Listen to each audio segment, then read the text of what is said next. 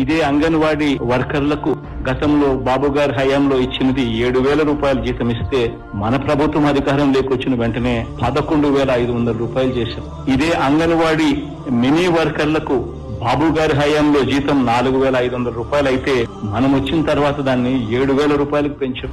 సంఘమిత్రులకు, యానిమేటర్లకు బాబు గారి హయాంలో జీతం ఎంత అంటే 3,000 రూపాయలు ఇస్తే మనం వచ్చిన వెంటనే దాన్ని 10,000 చేశాం. మున్సిపల్ పారిశుద్ధ్య కార్మికులకు గత హయాంలో బాబు గారి హయాంలో 12,000 రూపాయలు అయితే మనం వచ్చిన వెంటనే దాన్ని 18,000కు చేశాం.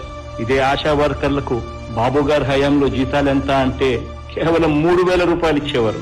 మనం ఇవాళ ఇస్తా ఉన్నది 10,000 రూపాయలు కాదా అని చెప్పి ఒక్కసారి మనస్సాక్షిని అడగండి అని చెప్పి అడుగుతా ఉన్నాం. గిరిజన సంక్షేమ హెల్త్ వర్కర్లకు బాబు గారి హయాంలో అయితే 400, కేవలం 400 రూపాయలు ఇచ్చే పరిస్థితి. ఈరోజు మనం ఇస్తా ఉన్న జీతం 400 కాదు, 4,000 ఈరోజు ఇస్తా ఉన్నాం. హోంగార్డులకు బాబు గారి హయాంలో జీతం 18,000 అయితే దాన్ని మనం పెంచి 21,300 ఇస్తా ఉన్నాం.